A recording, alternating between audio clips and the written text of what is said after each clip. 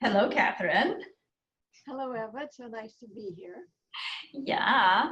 So I invited Catherine Zimmerman here. She is a hypnotherapist in San Diego. She teaches hypnotherapy and she has a school.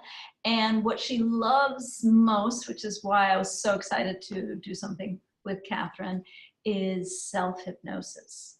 So today we're actually going to do one of three short little presentations on using, and some people call it self-hypnosis, some people call it guided imagery, trance, visual imagery. What it really is that you just close your eyes and take yourself, and I'll have Catherine explain it probably a lot better than I, what it is and what we're going to do. So one little history of Catherine and why I really was perked to what she's done is Catherine actually got into hypnotherapy through using self-hypnosis and guided imagery to help herself with her chronic pains many, many, many years ago in the early 80s. That was an eye-opener for me when I took that self-hypnosis class that was offered. It was for managing chronic pain. That was the thrust of the class.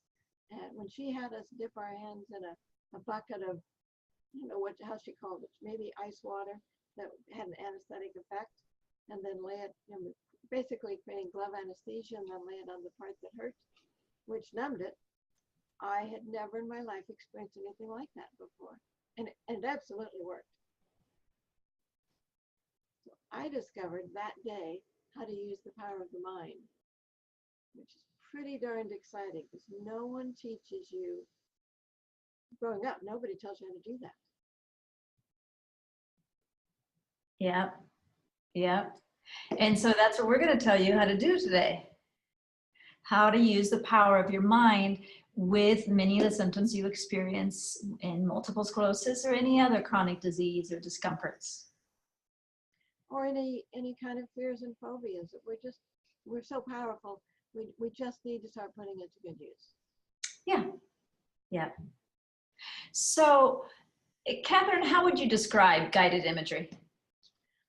Guided imagery, here's the thing. Anytime you turn your focus inward for any reason, whether it's a book or a movie or whatever you're doing, that you're focused here instead of out there, you're going to create a state of altered consciousness. So when you're imaging and seeing positive things in your mind, it takes you into that state, that focused awareness where change starts to happen.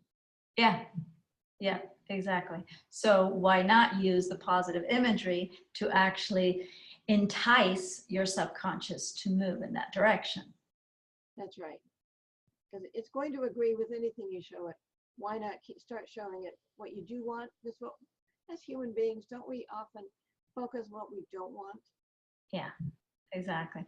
And from your own personal experience, you've used it to accelerate healing in many from surgeries and things. I have accelerated healing to the point where the doctors will say, one doctor said, well, he looked at my x-ray, he said, it's been 6 months since your surgery. And I said, it's been 3. Without missing a beat, he said, well, you're healing so well, you don't have to come back for another 6 months. And I've had doctors rush into the room with my x-rays saying, oh, look at this. They're so excited because I have a lot of orthopedic things going on. And what they'll say to me is, look at all that new bone. And they're shocked and excited that I have that much new bone that soon after I broke it. And I just say, I told you I could do that. Told you. Mm-hmm. And so we decided to start today with one of the classic guided imageries used many times when we work with pain or any kind of body symptoms, which is the control room. That's right, because the control room gives you access to really anything you want. I'm going to give you a little example of how effective it can be. I had a 19-year-old, and I had him find the switch in his mind for his muscles. This is a basic control room technique. Find the switch in your mind for your muscles. And he said he found that. I said, turn that off. And then find the switch for your thoughts. And he turned that one off. And he came back for his next session, and he said, you know, I'm never going to have trouble sleeping again. He gets in bed at night, he turns the switch off for his muscles, turns the one off for his thoughts. He said, boom, I'm asleep. That is a great example. Isn't it? So when I teach self-hypnosis to teenagers, I show them the control room and what's possible. So switches for things you want more of, turn them up. Things you want less of, turn them down. And they get so excited because they see the limitless possibilities immediately. And we need to be more like that. We need to be more like the teenagers, because grown-ups will say, oh, well, what about, and they'll start ticking things off that they want or don't want. It's limitless. Just make a switch for it. Do you want more of it or less of it? Turn it up or down. I mean, really, grown-ups try to make it into a bigger deal than it has to be. I did have an 87-year-old gentleman back when I was in Sacramento who had had spinal surgery, and now he's worse than he was before, which is pretty sad. He was taking 8 pain meds a day, different things. Every 2 hours he took something. He didn't want to take all those medications because of the side effects, and he was still in pain, even with all those medications. So we did 5 sessions. One of the sessions was the control room. At the end of his second session out of the 5, he said to me, do those stairs, I was in a 2-story building, big building, long walk to the elevator. He could barely make it session 1. Session 2, at the end of the session, he said, do those stairs right outside my office door, do they go to the parking lot? And I'm thinking, you want to take the stairs already? And he did. He went down the stairs. He had no problem. And for him, we just turned down that discomfort.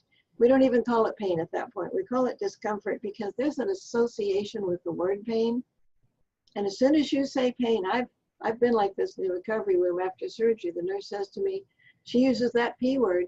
And I remember one day, I immediately said to myself, ah, I have that. And I took her pain pill. I did not need it. If she had said the word discomfort, I would have had a whole different experience. So he turned down his discomfort.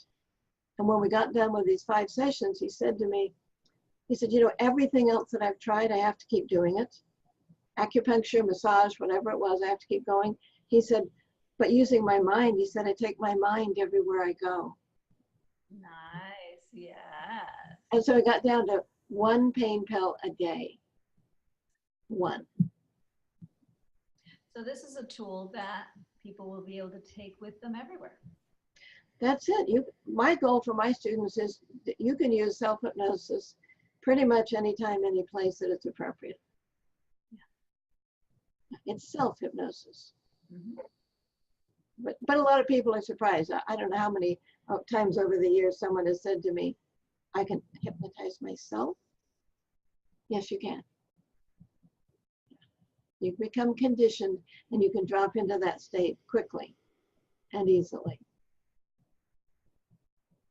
Beautiful. Do you have anything you want to say about hypnosis and what it is for those who have a little bit of hesitancy, or even I have clients come in, they're like, oh, I don't know about this hypnosis thing. Oh, they do say that. They said quite a few people say that. Although fewer now, because I think more people are learning about it. There are a couple of definitions I like for hypnosis. The first one is it's a state of deep mental and physical relaxation. And in that state, your subconscious mind is open to suggestions and imagery. The second one is that it's simply a narrowing down of your focus. Remember I mentioned before about the good book or the movie. So when you're really focused on some small thing, then you're not focused on all of that. That's a state of hypnosis. How many times have all of us been either engrossed in a book or a movie and someone we live with says something, anything, and we don't hear them. We're not ignoring them. We're truly focused someplace else. And that's all hypnosis is. You still hear the outside sounds. You just choose not to pay attention to them or respond. You know what's going on. You're not asleep or unconscious. People will say, well, I don't think that was it because I heard everything you said.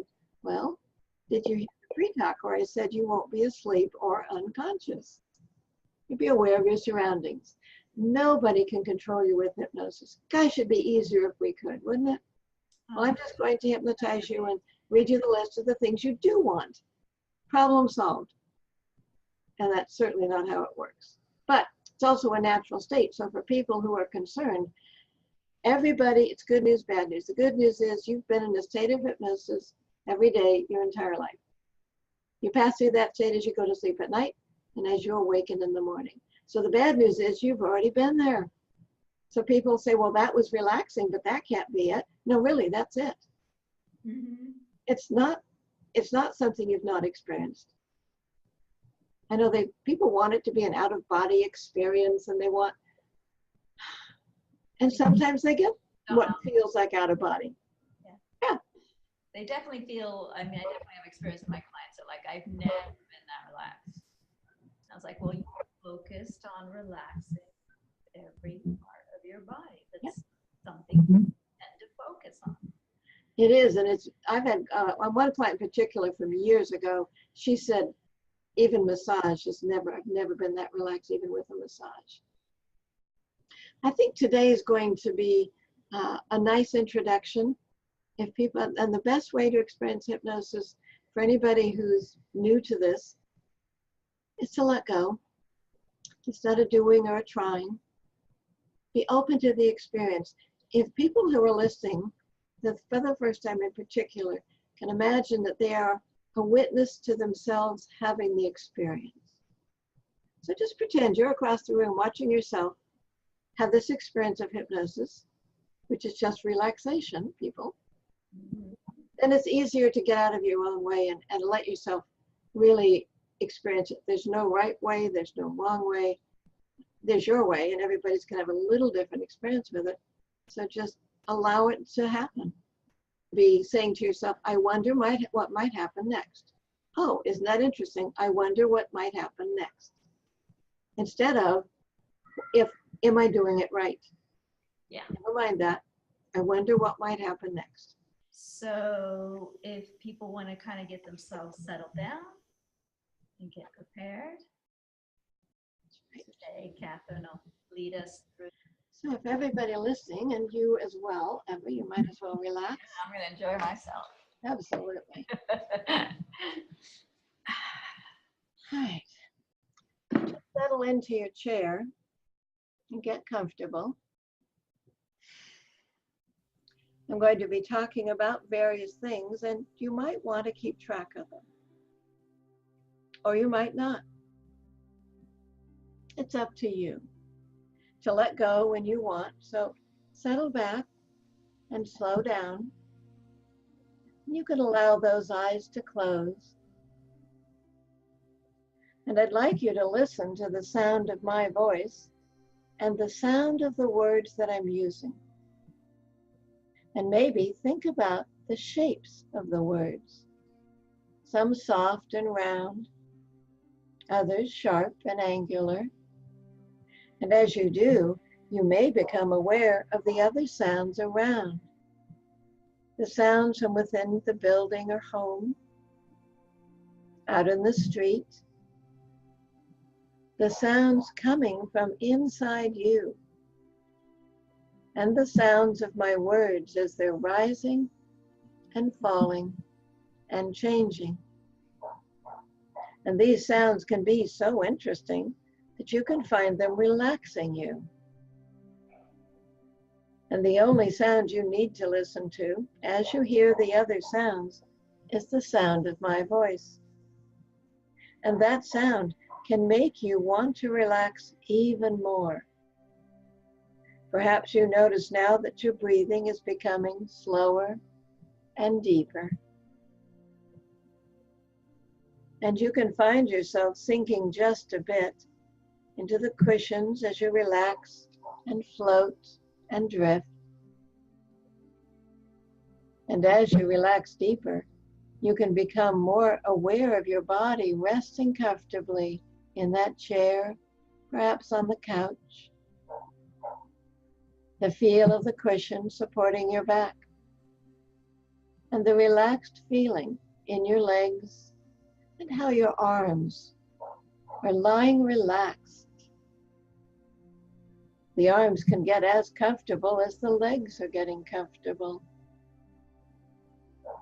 And under your hands, your fingers can become aware, without even moving, of the texture of the material and how that texture is similar to and different from the feeling of comfortable arms and legs. And you might feel that sense of comfort increasing as you rest there thinking about the texture of the sounds and shape of the words. And the color of that comfortable feeling gently pressing down now as you relax and become aware of the feeling of your feet, perhaps resting on the floor or elevated. And they can begin to feel numb and tingly as you're aware of the sounds and words and relaxing arms and comfortable legs. And other parts becoming comfortable now as you continue to just relax and focus on your breathing and be aware of how your breath is allowing you to relax more and more, to let go and go deeper and deeper as you relax into those cushions now. Your shoulders loosening as your feet go numb and the sounds go round and the body is letting go and relaxing. And those gentle, steady breaths can remind you of how you can ignore everything as you settle down into this peaceful, hypnotic sleep.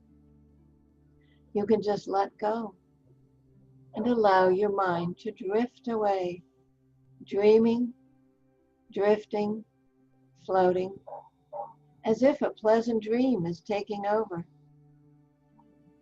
And you can enjoy the feeling of release, of inner stillness, of peace. And everything settles more comfortably now, as if something is finally settled. And using those sounds and sensations to become even more relaxed, imagine going down deeper and deeper. Nothing to think about, nothing to do, except drifting down and enjoying the feeling. How easily you let go when you want to go deeper. And feel your whole body, becoming aware of that body, its shape and size and position. As you focus on your breathing, it can feel as if you're drifting away from it. Soft and gentle and relaxed. Feeling everything relaxing and softening, loosening more and more. Enjoying the release. And now aware that your face is relaxed. Your jaw is relaxing. Thinking or not thinking. Slightly surprised and pleased that you can let go and relax so completely as you drift down. Relaxed, released, not thinking, not knowing, not caring. Every muscle feeling so good, so calm. Know you could, but can't be bothered. And everything lets go. Goes down until there's only being and not being. Floating and drifting. So nice to just let go. You may feel a gentle wave of relaxation flow through your body and mind as you continue to relax deeper and deeper. That's it. Your mind may become so deeply relaxed that my voice drifts away, and that's perfectly fine. Your subconscious mind absorbs the story that I'm about to tell you, the imagery, the direction, as my voice travels with you wherever your mind wanders. Simply observe the calm, quiet stillness of your mind as you drift down to the center of your being. Your subconscious mind rising as your consciousness drifts deeper within. And perhaps you can observe your subconscious and conscious minds rising and falling, like the gently rolling waves in the ocean, moving and swirling as you become even deeper relaxed, entering into the center of your being. Your subconscious mind is now open and ready to follow the imagery, to teach yourself a new technique to bring you vibrant health in any way that's most important for you. So now just imagine that there in front of you is a path. It's smooth and level. And as you step onto this path, it leads you to a small cottage. Over the door of this cottage is a sign. It may surprise you to see that it's your name on that sign because the cottage belongs to you. It's your own personal private space.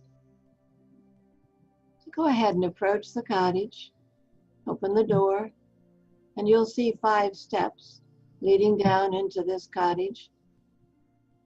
Step down those steps, 5, 4, 3, 2, 1. And as you step further into your cottage, you see that the walls are covered with hundreds and hundreds of dials and gauges everywhere that you can see. So many that you can't take them in all consciously, but your subconscious mind knows exactly what's needed first. And it takes you to a very important dial or gauge. There is a dial or gauge in this room controlling every function in your body. Some of these dials and gauges haven't been functioning properly, or perhaps have accidentally been turned off. So you're going to allow yourself now, as you move around this room, let yourself be drawn to the dial, the very first one, or gauge, that is most important for your health at this moment in time. Perhaps it's a gauge that restores the myelin sheath. Perhaps it's a gauge that accelerates physical healing in a different way within your body. There's a label over each of these dials and gauges. You may see it, you may just sense it. You might just know what that label says. So as you find this first dial or gauge, go ahead and adjust it to reflect perfect health for that particular area where you need it most.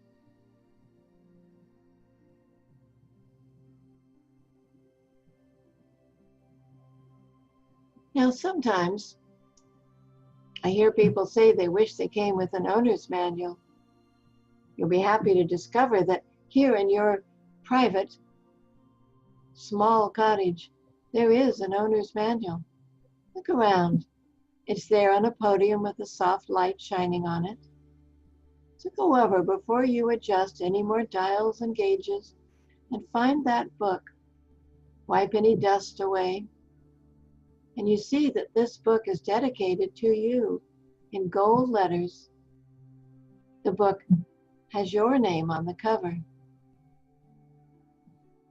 And as you open this book, you see on the inscription, it's a book written about you and by you, and it's dedicated with much love to you.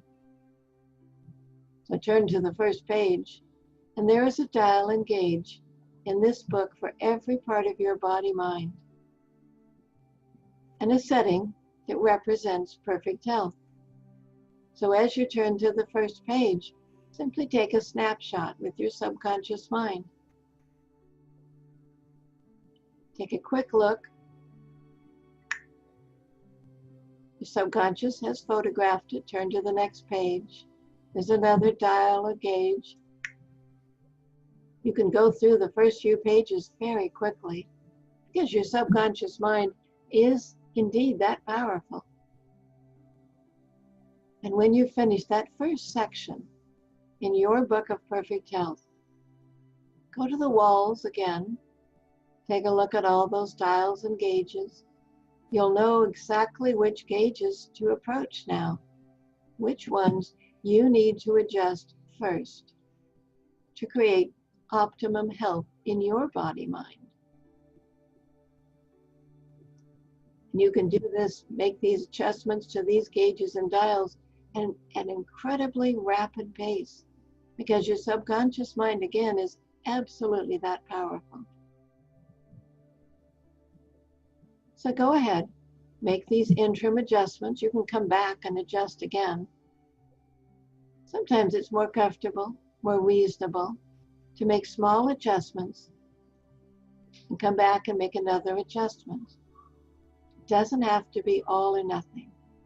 So make a small adjustment here, another adjustment there, turning things on you want more of, turning things off that are unnecessary for your perfect health. And I'll give you a little time in the silence to finish adjusting your gauges and dials.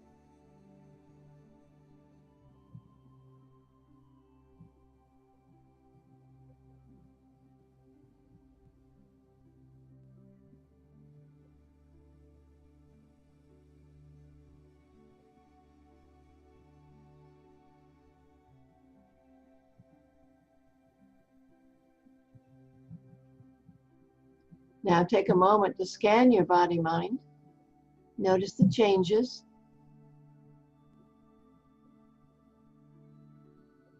And get a sense if there's another gauge or dial that does need to be altered or changed right now to hold all these changes in place. You'll know. Let your inner wisdom speak to you, whatever way works best. You might hear it. You might be drawn to a certain gauge or dial. You might see one that glows and calls to you in that manner visually.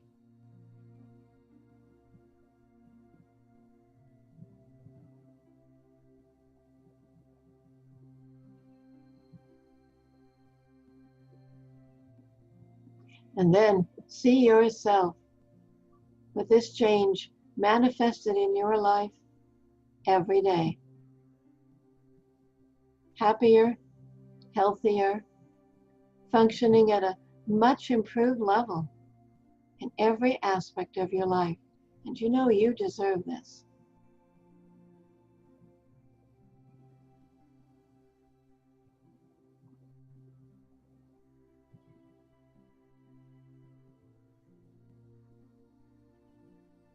You've done a lot of good work today. So you can leave your cottage with its control room. You're welcome to come back anytime. It belongs to you. But for now, walk out of the cottage, close the door. No one enters this particular cottage without your permission, so it's safe to leave it there. Walk back up that path into your own personal resting place. Might be indoors or outdoors. Just take a few more moments to feel that internal shift. Something is changing. And your job is very simple. Just allow the change to happen. Allow it. Welcome it. Become friends with it. You deserve to live a vibrantly healthy life every moment of every day.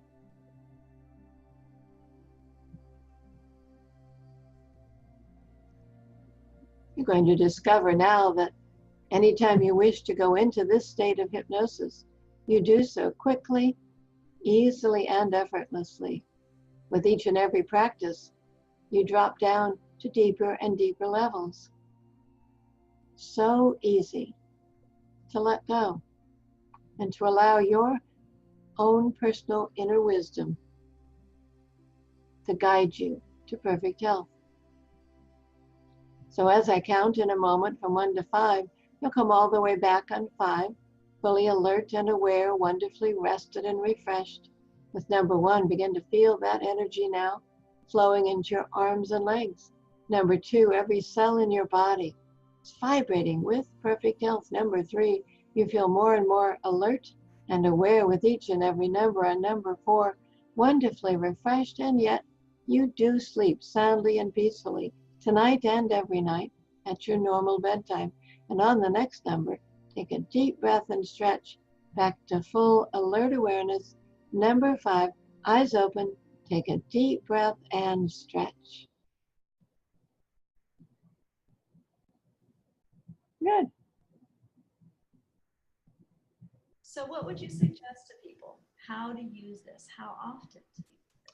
I would use this 5 days out of 7. Hmm. Make it a daily routine. It's not very long. One of the best places, I think, or times a day to use it, because I get asked this a lot, is at bedtime, because you're going into sleep, and only our conscious mind sleeps. So this gives the subconscious mind something to do all night long while we're sleeping. And nobody can say to me, well, I don't have time for that. Were you in bed sleeping? So I'm pretty sure you do. Time not to listen would be driving or operating machinery. But bedtime is perfect. I like to do it first thing in the morning because it sets me up for a really nice day. But whatever time people have where they can devote to not being interrupted for the length of the process, that would be ideal. Great. Yeah. Well, thank you very much, Catherine. Sampling of what is guided imagery and how powerful it can be, something so simple, which is really bringing your subconscious into focusing towards what you want to achieve. Oh, you're welcome. My pleasure.